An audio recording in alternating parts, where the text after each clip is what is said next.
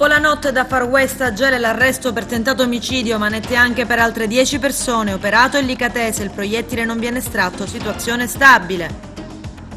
Amministrativa ad Agrigento, a 4 giorni dal voto arriva il risultato della 52, ma potrebbero essere riconteggiate anche le altre 3 sezioni.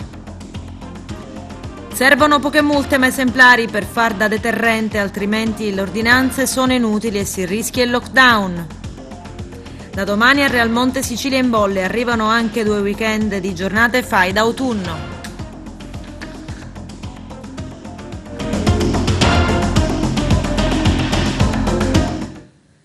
Bentrovati gentili telespettatori al nostro appuntamento con l'informazione. Rissa con sparatoria a Gela, il Licatese colpito da 7 colpi di pistole. Salgono a 11 gli arrestati. I dettagli nel servizio.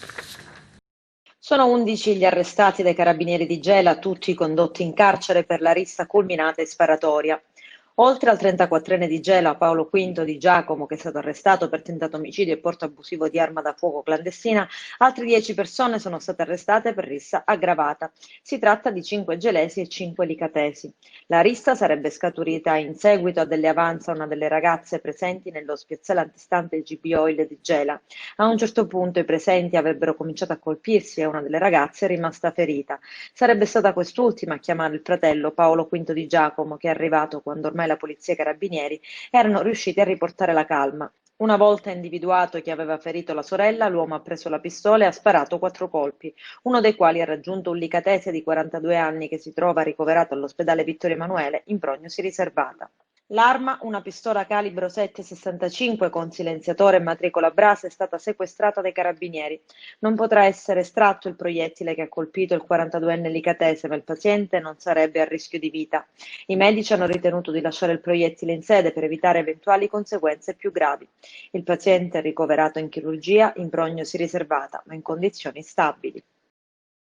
La Cassazione ha reso definitiva la condanna a 30 anni di carcere nei confronti di Luigi Cassaro, 51enne di Licata, accusato di aver ucciso con un revolver il 23 agosto del 2017 Francesco Calcagno, 58 anni, all'interno della sua casa di campagna di Palagonia nel Catanese. I giudici Ermellini hanno confermato quanto già stabilito dalla Corte d'Assise d'Appello di Catania. La scelta del giudizio abbreviato chiesto dal difensore Calogero Meli gli aveva evitato, in considerazione della riduzione di un terzo prevista al rito alternativo, la condanna all'ergastolo. A tradire Cassaro, fra le altre cose, era stato un video. Il delitto è stato ripreso dalle telecamere di sorveglianza dell'abitazione della vittima. All'omicidio era caduto anche il berretto che indossava e nell'indumento c'è una traccia di sudore di Cassaro. Il movente non fu mai stato accertato. Amministrative ad Agrigento, arrivano i dati della sezione numero 52, ma mancano ancora altri 3 seggi all'appello. I dettagli nel servizio. A 4 giorni dalle elezioni amministrative ad Agrigento mancano all'appello ancora i risultati di 3 sezioni su 55. Nella serata di ieri infatti è stata ufficializzata la tanto attesa sezione 52, l'unica in cui non era stato tecnicamente completato lo spoglio entro le 24 ore dalla chiusura dei seggi. Il tutto dinanzi alla commissione elettorale presieduta dal giudice Giovanna Claudia Ragusa del Tribunale Civile di Agrigento. Lo scrutinio ha contato alla fine 1103 voti validi e 26 schede nulle. La maggioranza assoluta dei consensi è stata per Franco Miccichè con 414 preferenze, seguito a quota 368 da Lillo Fireto e quota 150 da Marco Zambuto. Da conoscere le sezioni 13, 32 e 34 che sono e saranno nei prossimi giorni oggetto di controlli di tipo squisitamente tecnico e numerico. La Commissione aveva, nei casi di queste sezioni, rilevato la presenza di alcuni scostamenti tra i verbali. Saranno quindi chiesti approfondimenti documentali e, se necessario, si procederà anche in questo caso al riconteggio. Tutto teoricamente dovrebbe essere concluso entro questa settimana, chiudendo una lunga fase post-voto con i dati definitivi per il sindaco e i consiglieri comunali. Nulla cambierà per il sindaco, rilevanti invece i conteggi per alcuni consiglieri in bilico, tra testa a testa al cardiopalma. Ritengo opportuno il rinvio dell'udienza per i bilanci ritenuti gonfiati al comune di Porto Empedocle, che vedono fra gli imputati l'attuale sindaco di Agrigento Calogero Firetto insieme ad altre 6 persone, come richiesto dall'avvocato Salvatore Pennica, difensore dei 2 imputati. Un verdetto prima dell'esito del ballottaggio si presterebbe a strumentalizzazioni ed io, scrive il candidato sindaco Francesco Miccichè, ritengo che il ballottaggio fra me e Firetto in programma il 18 e 19 ottobre prossimo debba svolgersi senza condizionamenti esterni e che la scelta degli elettori debba avvenire serenamente come è avvenuto nel primo turno. In merito alla notizia della richiesta del rinvio dell'udienza per l'inchiesta sui bilanci del comune di Porto Empedocle, da candidato è necessario fare chiarezza su questo tema, dichiara il sindaco uscente Lillo Firetto. Lo devo alla cittadinanza che mi ha dato fiducia 5 anni fa, agli elettori che l'hanno riconfermata al primo turno e quelli che la riconfermeranno al ballottaggio. Prima di tutto è giusto precisare come siano già state emesse dalla Corte dei Conti ben 3 sentenze pienamente assolutorie sui medesimi fatti. Ho sempre lavorato con convinzione, mettendo al primo posto il bene dei cittadini, rispettando sempre con convinzione le leggi. Mai i miei legali hanno chiesto un rinvio, né io l'ho richiesto, perché non abbiamo motivo di temere. Peraltro i miei legali, informati dell'intenzione di altri difensori di chiedere un rinvio, si erano opposti. Mi aspetto, nell'assoluta convinzione di una piena estraneità ai fatti, di poter esercitare serenamente il diritto di difesa senza che nessuno si presti a strumentalizzazioni proprio in questa fase elettorale, ha concluso Firetto. L'aveva già annunciato nei giorni scorsi dopo l'ispezione antimafia del 30 settembre scorso. Il sindaco di San Giuseppe Jato, Rosario Agostaro, ha rassegnato le sue dimissioni. I dettagli nel servizio. Si è dimesso il sindaco Rosario Agostaro dal comune di San Giuseppe Jato, quasi 8.500 abitanti in provincia di Palermo, eletto nel 2017 con la lista civica Jato da Vivere. Al Palazzo Comunale giorni addietro erano arrivati i commissari inviati dal prefetto di Palermo Giuseppe Forlani su proposta del ministro dell'Interno, poiché è stato disposto un accesso ispettivo al comune. I 3 commissari, ovvero il viceprefetto aggiunto Fulvio Alagna, il vicequestore Carlo Nicotri e il capitano dei carabinieri Marco Busetto, avranno 3 mesi di tempo per poter operare su atti e documenti negli uffici comunali per verificare l'eventuale sussistenza di elementi rilevanti collegamenti diretti o meno con la mafia. Ad affiancarli come supporto e consulenza anche il capitano della Guardia di Finanza Andrea Mascia. L'ente di ingrandimento, dicevamo, su atti e documenti che, se trovati, potrebbero portare allo scioglimento del Consiglio Comunale per possibili infiltrazioni mafiose. Nelle 2 pagine della missiva di Agostaro si legge in sintesi: ho deciso di rassegnare le mie dimissioni da sindaco con la consapevolezza di essermi adoperato insieme alla mia squadra nel rigoroso rispetto delle prerogative che la legge attribuisce al ruolo istituzionale e politico. Mi scuso per questa assurda vicenda continua, per questi avvenimenti che portano a concludere anticipatamente il mio mandato, giacché la situazione che stiamo vivendo non mi consente di continuare a svolgere con serenità. E poi ancora: è stata una straordinaria avventura improntata sul rispetto, legalità vera. Ringrazio la comunità iatina per l'onore e il privilegio che mi ha concesso. È un paese straordinario, con le sue ombre che arrivano dal passato, ma anche con le sue luci, la sua solidarietà e la tanta gente onesta. Devo molto a San Giuseppe Jato, mi congedo ricco della stima, considerazione e dell'affetto di tanti. Le righe conclusive della lettera sono all'indirizzo del presidente del Consiglio Comunale Giovanni Marino, al quale ha rivolto un particolare ringraziamento. Lascio, conclude, con la serenità di chi ha dato il massimo alla sua gente e per il paese, con la speranza che emerga la verità e con l'augurio che venga fatta al più presto chiarezza. Rassegno le mie dimissioni, quale gesto estremo di responsabilità personale. A contendersi a loro, ovvero nel 2017, la poltrona di primo cittadino, Romina Lupo, Gianfranco Giacone e Giuseppe Siviglia. Rosario Agostaro venne eletto con il 37,07% dei consensi, pari a 1.896 voti. Il suo slogan della campagna elettorale: per servire, non per servirsi. L'emergenza Covid e la paura di un nuovo lockdown. Il governatore Musumeci chiede più sanzioni, altrimenti spiega inutile fare ordinanze. C'è il servizio. La linea più dura non la decide la politica, ma i numeri, questo maledetto virus. Io in Sicilia ho istituito 5 zone rosse, sono scelte sofferte, mediate, dolorose, per alcuni aspetti, ma inevitabili. Abbiamo bisogno di fare appello al senso di responsabilità individuale e collettiva. A dirlo è stato il governatore siciliano Nello Musumeci a proposito dell'ipotesi di un nuovo lockdown. Musumeci ha ribadito che con questa emergenza dobbiamo convivere, non sappiamo se per un anno o 2.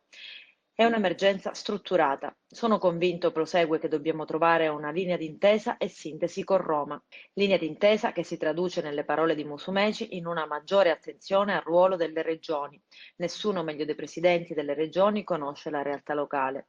Il governatore ha poi ribadito l'appello lanciato già ieri ai prefetti perché siano intensificati i controlli per il rispetto delle norme anti-Covid. È finito l'effetto paura, ha detto, e quindi non c'è più paura. Ognuno si sente libero di comportarsi come meglio crede, quasi a voler sfidare il destino. Un atteggiamento, prosegue, irresponsabile che deve essere rintuzzato da un'azione severa. Non servono 1000 sanzioni, ne bastano 10 pesanti per poter diventare un deterrente. Vedo poco impegno da parte delle prefetture. Per Musumeci, se si intensificasse l'azione di prevenzione e quindi sanzionatoria da parte delle forze dell'ordine, basterebbero alcuni esempi eloquenti perché ognuno si possa mettere con 2 piedi in una scarpa. Serve un senso di responsabilità collettiva e individuale, ma le norme ci sono per essere rispettate, altrimenti è inutile, conclude, fare ordinanze. Chi ha tra i 18 ed i 29 anni può accedere al microcredito. Il nostro direttore Arturo Cantella. Nuove opportunità di lavoro per i giovani tra i 18 e i 29 anni grazie a un accordo sottoscritto tra il Libero Consorzio Comunale di Agrigento, l'ex provincia, e l'Ente Nazionale per il Microcredito. I ragazzi e le ragazze tra i 18 e i 29 anni che non studiano e non lavorano ma che hanno un'idea imprenditoriale possono adesso approfittare delle proposte offerte dall'Ente Nazionale per il Microcredito per usufruire a costo zero della formazione necessaria a trasformare l'idea in progetto e successivamente ottenere il sostegno economico dalle banche convenzionate. Il Libero Consorzio Comunale di Agrigento ha infatti sottoscritto un atto di impegno con l'Ente Nazionale per il Microcredito a favore dei ragazzi e delle ragazze della provincia di Agrigento che hanno così un'idea imprenditoriale e non sanno come svilupparla. Recandosi in uno dei 7 sportelli informativi di Agrigento, Canicattì, Licata, Bivona, Cammarata, Sciacca e Ribera, si potranno chiedere le informazioni sugli importi erogabili, la documentazione necessaria, i tempi e i modi per la restituzione del prestito.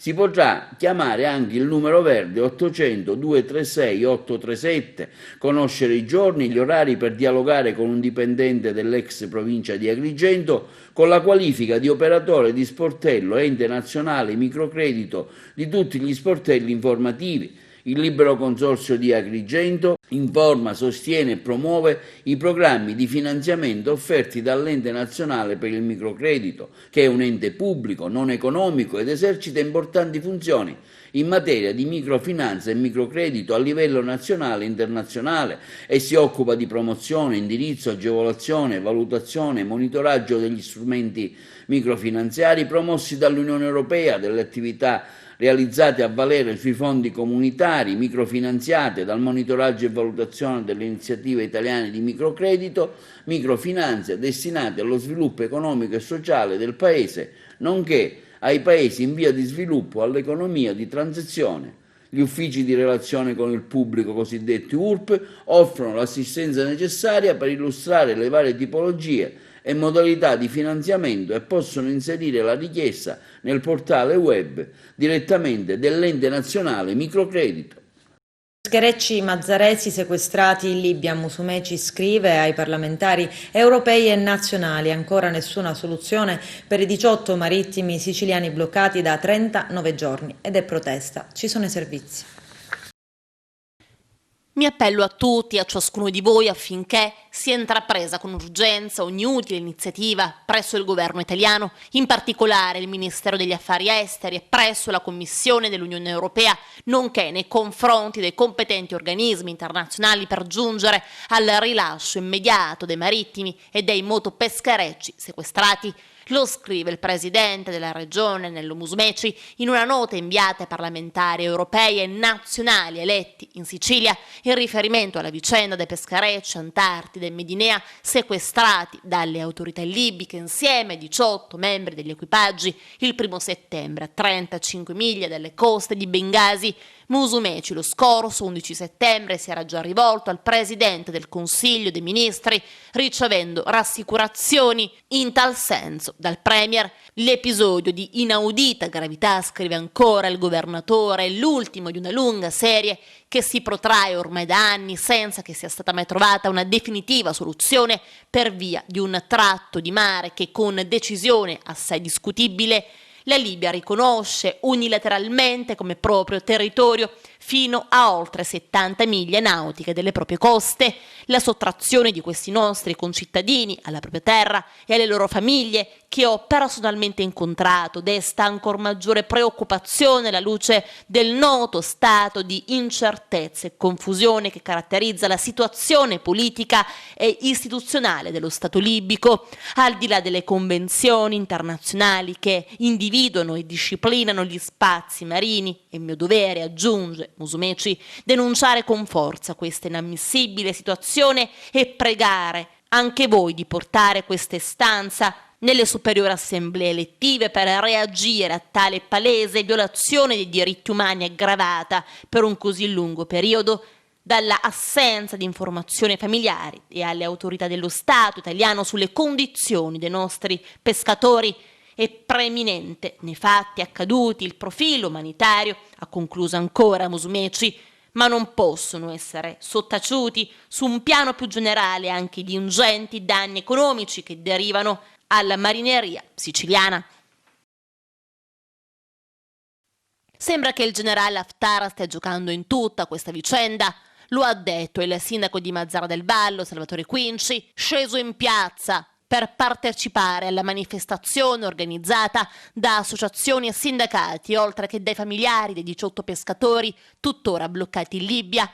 Sembra quasi che la stia utilizzando per mettersi al centro dell'attenzione internazionale, ha aggiunto il primo cittadino, e ricavarsi un ruolo che magari in questo momento lo vede in secondo piano rispetto al passato, ma noi non possiamo dare questi alibi. La manifestazione si è svolta nella piazza centrale della città a 38 giorni dal sequestro avvenuto il 1 settembre a 38 miglia dalle coste libiche. Ci dicono che stanno bene, ma vogliamo vederli, vorremmo sentirli. Per favore, lo chiediamo alla Papa, oltre che al governo. Aiutateci, dicono alcuni dei familiari davanti alle telecamere. L'unico contatto risale ad una telefonata del comandante Pietro Marrone, che assieme agli altri 17 pescatori, 8 italiani, 6 tunisini, 2 indonesiani e 2 senegalesi, è nel carcere di El Quefia, a 15 chilometri da Bengasi. In questi giorni la diocesi di Mazara del Vallo ha stanziato un contributo per il pagamento delle spese vive e anche il comune, in accordo con le famiglie, farà la sua parte, aggiunge il primo cittadino. Secondo le informazioni che apprendiamo del Fatto Quotidiano e confermate dalla Farnesina, tutti loro saranno processati dalla procura militare libica il prossimo 20 ottobre. Non voglio assolutamente credere a una loro condanna, dice ancora Salvatore Quinci. Ci appelliamo ancora una volta al governo, ci vogliono dei fatti concreti, ancora non sappiamo nulla di certo, ci dicono che stanno trattando, ma qua ci sono anche persone che hanno delle patologie, dice la signora Anna Giacalone, madre di uno dei marittimi dell'Antartide. Tra i 18 pescatori, oltre agli equipaggi dei 2 motopesca, gli uomini di Haftar hanno prelevato anche il comandante del peschereccio, Anna Madre, di Mazara del Vallo, e il primo ufficiale del Natalino di Pozzallo, che la sera dell'accerchiamento erano riusciti ad invertire la rotta. Noi ci sentiamo italiani e soffriamo come tutte le altre persone, dice la madre di uno di loro. Conosciamo la Libia e abbiamo tanta paura. Speriamo di riuscire ad avere delle soluzioni prima del processo. E adesso un'intervista a Maria Mallia, responsabile della Lega Italiana per la lotta contro i tumori di Agrigento. Vediamo. Da diversi anni opera ad Agrigento in via Empedocle 85 la LILT, Lega Italiana per la lotta ai tumori, che offre un servizio di prevenzione delle neoplasie in svariati settori, e grazie anche all'azione di un gruppo di volontari che ha scelto di offrire il servizio a favore della vita, fare prevenzione ed estirpare eventualmente il cancro nella sua fase iniziale. La LILT di Agrigento opera anche in altri ambiti come la dermatologia, la diagnostica ecografica, nutrizionista, endocrinologia, fisioterapeuta, ginecologia, otorinolaringoiatra, pneumologia, psicoterapeuta, senologia e urologia. Ricordiamo che ottobre è il mese della prevenzione contro il cancro al seno. Qual è lo scopo della Lega, quindi della LILT? Quello di annullare, distruggere quelli che sono i tumori grazie all'intervento della prevenzione. Quindi se noi esistiamo qua, scopo nostro è quello di creare quella che è la cultura della prevenzione. Intanto dico che siamo appena 15 docenti in pensione, quasi tutti docenti in pensione, che ci alterniamo quotidianamente a gestire circa 16-15 servizi che vanno dalla senologia alla ginecologia, urologia, pneumologia e così via. Siamo qui proprio per dare un contributo sociale, perché crediamo tantissimo nel fatto della prevenzione e che principalmente è un fatto culturale, e proprio per quello è da anni che noi operiamo. C'è uno staff proprio di colleghe che operano nell'ambito scolastico, coadiuvati da medici, nelle scuole di ogni ordine e grado, quindi dalla scuola elementare siamo stati, scuola media, in particolare scuole superiori. Addirittura qualche medico si è immolato non solo a fare informazione, ma anche visite, chiaramente con il permesso del dirigente scolastico e dei genitori.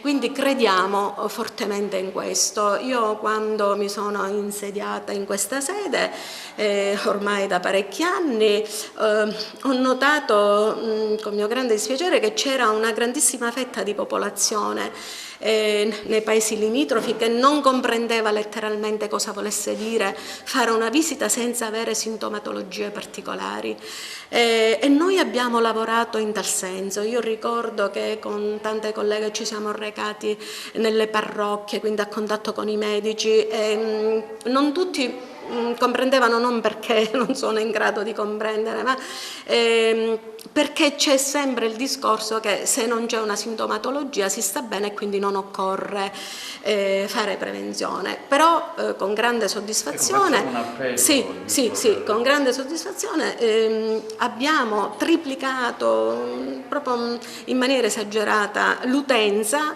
e quindi questo vuol dire con grande soddisfazione che la gente ha compreso, quindi la gente l'ha fatto proprio il discorso della prevenzione e vengono sistematicamente. Voglio ringraziare tantissimo le volontarie che seguono il percorso delle persone, cioè nel senso che non soltanto chiamano le persone, le avvisano, prenotano nella fase iniziale, ma nel momento in cui una paziente si visita e deve, per esempio, il medico stabilisce che deve venire fra 3 mesi, fra 6 mesi, per un tempo programmato, noi registriamo queste schede, i loro numeri telefonici, e le volontarie proprio in maniera certosina chiamano, li avvisano, e questa è una cosa positiva per la persona anziana che dimentica, quindi per le persone magari distratte, e sono contente, sono gratificate, vengono qui e ringraziano proprio per questa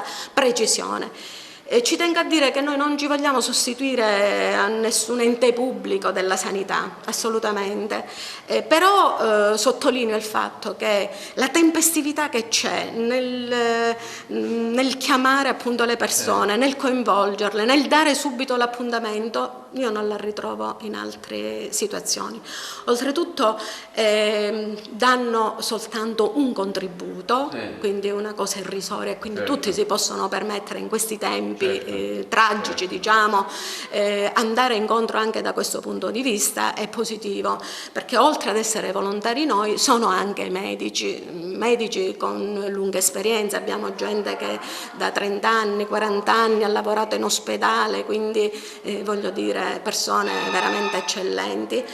Chiudiamo con un appello, c'è un appello insomma da parte della Lega Tumori, voi siete qui disponibili, avete un numero di telefono, chi vuole prendere contatto, anche considerando che siamo insomma in un momento particolare del Covid. Noi siamo stati chiusi da marzo fino ad agosto, proprio per precauzione, altri centri sempre della Lilti hanno aperto, io non ho voluto, per tutelare intanto le volontarie, anche un rispetto dell'utenza. Così come sabato dovevamo essere a Porta di Ponte, con uno stand avevamo già avuto il permesso, ma evitiamo chiaramente. Quindi intanto c'è una precisione nell'appuntamento, per cui riceviamo soltanto un paziente per volta e quindi tutte le precauzioni del caso, quindi come in qualsiasi altro ambulatorio medico. Noi abbiamo un ecografo, un dermatoscopio e tramite questo dermatoscopio i dermatologi fanno mappature dei nei, però avremmo bisogno un sostegno anche dalle varie amministrazioni. E poi secondo me l'importanza anche di fare rete con chiunque nel sociale, perché è più complicato camminare da soli, sicuramente insieme si può e meglio. 22 nuove auto della polizia stradale sulle autostrade siciliane. Vediamo. Che sono elevate dove la velocità è elevata, quindi ogni intervento ha bisogno di grande professionalità e di grande sicurezza stradale e di grande sicurezza anche sia del personale che dell'utenza. Si è svolta a Messina, presso la sede del CAS, la cerimonia di consegna alla Polizia Stradale di 22 nuove autovetture che saranno da subito impegnate per garantire una migliore e più efficace attività di prevenzione e gestione degli eventi di viabilità. Alla cerimonia ha preso parte l'assessore regionale alle infrastrutture e alla mobilità Marco Falcone. Il governo Musumeci, attraverso le autostrade siciliane, ha affermato l'esponente del governo regionale, è ben felice di consegnare ai nostri uomini e donne in divisa ben 22 auto, che rappresentano un salto di qualità in termini di efficienza e organizzazione per la polizia stradale e l'intera rete. L'assessore regionale ha voluto dedicare la giornata alla memoria dell'assistente capo Angelo Gabriele Spadaro, rimasto coinvolto nel 2019 in un incidente lungo la Messina-Catania. Questi mezzi sono concessi dal consorzio incomodato d'uso gratuito alla polizia stradale in ragione di una convenzione già sottoscritta nel dicembre del 2018 con il Dipartimento della Pubblica Sicurezza, ha spiegato il presidente del consorzio Francesco Restuccia. In forza della stessa viene anche garantita la manutenzione ordinaria e straordinaria dei mezzi, la loro copertura assicurativa, l'approvvigionamento del carburante e l'ospitalità delle forze di polizia all'interno dei presidi dislocati sulla rete di autostrade siciliane. Nuova modifica apportata alla circolazione veicolare in via Crone dal Comune di Agrigento. Gli uffici, una settimana dopo il provvedimento che rendeva l'importante asse viario tutto a senso unico, preso atto delle richieste degli utenti, ha restituito il doppio senso di marcia. Adesso c'è la pubblicità, tra poco vi aspetto. Frode fiscale da 15 milioni di euro commessa da un noto imprenditore messinese attraverso 13 aziende che operavano in vari settori: edile, delle pulizie, dei trasporti, alberghiero, della ristorazione e delle distribuzioni. I dettagli nel servizio. I finanzieri del comando provinciale di Messina hanno scoperto una maxi frode fiscale che, secondo l'accusa, ha permesso ad un noto imprenditore di evadere complessivamente oltre 15 milioni di euro tra IVA, imposte sui redditi, sanzioni e interessi. Alla luce dei risultati investigativi, su proposta della Procura della Repubblica di Messina, il competente giudice delle indagini preliminari del Tribunale della città peloritana ha disposto il sequestro di 6,5 milioni di euro, misura eseguita nelle scorse ore dalle fiamme Fiamme Gialle Peloritane. In particolare, le articolate investigazioni eseguite dagli specialisti del Nucleo di Polizia Economico-Finanziaria di Messina hanno consentito di acquisire significativi e convergenti elementi indiziari circa l'importante frode fiscale che sarebbe stata perpetrata avvalendosi di ben 13 aziende con sede di fatto a Messina e sedi legali solo formalmente dislocate sull'intero territorio nazionale. Alla locale Procura della Repubblica sono stati segnalati i presunti autori dell'illecito. La Guardia di Finanza ha portato alla luce un vorticoso giro di trasferimenti finanziari tra le plurime realtà societarie costituenti un importante gruppo imprenditoriale di fatto riferibile ad un noto imprenditore messinese di 52 anni e al fratello 49enne, anche a mezzo di una testa di legno, operante nei più svariati settori commerciali, edile, delle pulizie, dei trasporti, alberghiero, della ristorazione e della grande distribuzione. Il sistema, secondo l'accusa, prevedeva il trasferimento di ingenti somme di denaro dai conti correnti della società debitrice dell'erario a quelli delle altre realtà societarie del gruppo, così completamente svuotandone le relative casse e minandone la relativa solidità finanziaria. Fatti sparire i soldi di un ramo d'azienda particolarmente redditizio, la procedura di riscossione coattiva per i debiti erariali iscritti a ruolo accumulatisi nel tempo risultava quindi definitivamente compromessa. Arrivano le giornate FAI d'autunno, 2 weekend, quello del 17 e 18 e poi quello del 24 e 25 ottobre. Il servizio del nostro direttore Arturo Cantella. A Giulia Maria Crespi, scomparsa lo scorso luglio, è dedicata l'edizione 2020 delle giornate FAI di autunno. 1000 aperture in contributo libero in 400 città italiane, organizzate per la prima volta in 2 fine settimana. Sabato 17 e domenica 18 e sabato 24 e domenica 25 ottobre. Anche quest'anno promotori e protagonisti sono i gruppi FAI Giovani, ideali eredi e testimoni dei valori che per tutta la vita hanno guidato la fondatrice e presidente onoraria del FAI, Fondo Ambiente Italiano, l'inesauribile curiosità, la voglia di cambiare il mondo, l'instancabile operosità per un futuro migliore, ispirandosi a lei, i giovani del FAI, con la collaborazione delle delegazioni degli altri gruppi di volontari della Fondazione, scenderanno in piazza per seminare conoscenza e consapevolezza del patrimonio di storia, arte e natura italiano che accompagneranno il pubblico nel pieno rispetto delle norme di sicurezza sanitaria alla scoperta dei luoghi normalmente inaccessibili, poco noti o poco valorizzati in tutte le regioni. Insomma, un caleidoscopio di meraviglie nella proposta effervescente del FAI, dei suoi delegati che reagiscono con ancora più energia e impegno positivo ed entusiasmo al periodo difficile che l'Italia sta attraversando. È consigliabile la prenotazione online sul sito www.giornatefai.it. I posti sono limitati, nei 2 fine settimana apriranno luoghi diversi. Storiche dimore, signorili castelli, giardini, sedi istituzionali, chiese, complessi conventuali e tante altre chicche come borghi, collezioni private, parchi, luoghi della produzione e del commercio solitamente riservati agli addetti ai lavori, si sveleranno attraverso punti di vista insoliti e racconti che meraviglieranno i visitatori, soddisfacendo insieme e accrescendo il desiderio di sapere e la loro curiosità. Prendere parte alle giornate FAI d'autunno 2020 vuol dire non solo godere della bellezza che pervade ogni angolo del nostro paese e toccare con mano ciò che la Fondazione fa per la sua tutela e valorizzazione, vuol dire soprattutto sostenere la missione FAI in un momento particolarmente dedicato. Parte domani Sicilia in bolle, la manifestazione è in programma al Madison di Realmonte. Vediamo. Domani sabato e domenica ritorna l'AIS, l'Associazione Italiana Sommelier, con la nuova edizione di Sicilia in Bolle, riveduta e corretta, ma sicuramente di grande interesse per via del Covid-19. Ne parliamo con Alessandro Mauro, responsabile. Ecco, praticamente quali saranno i momenti importanti della 2 giorni? Sì, ci siamo ormai. Dopo 8 mesi di preparativi finalmente siamo usciti dal paddock e siamo nel punto di partenza. Iniziamo domani mattina, sabato mattina, con già le selezioni del miglior sommelier Sicilia.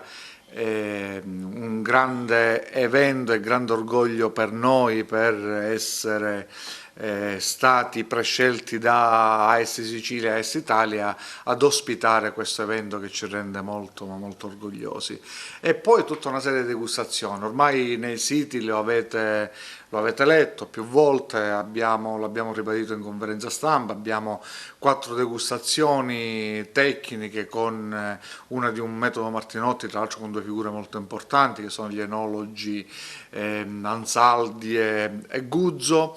Abbiamo la degustazione dei miglior spumanti del mondo, Altalanga e Trento Doc, che quest'anno ci hanno dato il piacere di essere presenti a Sicilia in Bolle, ed una cena di gala domenica sera. Non abbiamo i banchi di degustazione come gli altri anni, ma per noi è importante essere vicino alle cantine. Sicilia in Bolle nasce a servizio delle cantine e a servizio del nostro territorio enologico, e quindi per questo siamo andati noi quest'anno, visto che non abbiamo avuto la possibilità di avere le cantine per quello che vi rendete, ci rendiamo tutti conto dell'assembramento, siamo stati noi ad andare a trovare le cantine con una nostra delegazione che si occupa di comunicazione. Siamo andati cantina per cantina, girando tutta la Sicilia e facendo sentire Sicilia in Bolle vicino a loro, con un'intervista dove loro parlano dello spumante che avrebbero portato a Sicilia in Bolle. Ricordiamo l'evento, la splendida Scala dei Turchi, no? Siamo al Madison sulla splendida Scala dei Turchi, in uno scenario meraviglioso, ma questo come tutti gli anni. L'evento doveva essere fatto a luglio come ogni anno, l'abbiamo traslato per ovvi motivi ad ottobre, ma il tempo è meraviglioso, quindi insomma invito tutti a partecipare. L'attore empedoclino Giugiu Gramaglia torna sul set della fiction Macari, tratta dai romanzi di Gaetano Savatteri. Maestro Pietro sarà il personaggio al quale darà voce in questa esperienza. Ancora una volta scelta la Sicilia con la splendida location di San Vito Lo Capo. Sembra che questa nuova serie sia destinata a sostituire il commissario Montalbano. Siamo adesso allo sport, calcio, l'Acragas è alle prese con qualche acciacco. Carmelo Lentini. Dopo la vittoria esterna nel recupero della seconda giornata di campionato ottenuta con il Casteltermini, l'Acragas si lecca le ferite per alcuni infortuni patiti durante la sfida. A farne le spese sono il difensore Alfonso Cipolla, al quale sono stati suturati ben 12 punti, ingatasciato 3, mentre il giovane portiere Anastasi ha subito uno stiramento. Il brutto scontro avvenuto tra gli stessi compagni di squadra priveranno la squadra di Cipolla, che salvo recuperi dell'ultima ora dovrà saltare la trasferta di Monreale. Stessa cosa vale anche per il giovane guardiapale, mentre ingatasciato, che ha continuato a giocare regolarmente, potrebbe essere disponibile dal tecnico di Gaetano. Intanto la Lega Sicola ha reso noti i prossimi accoppiamenti di Coppa Italia ed il prossimo avversario dell'Acragas sarà la Folgore di Castelvetrano, che Gambino e compagni conoscono bene per averlo affrontato nella prima di campionato e superato per 4-2.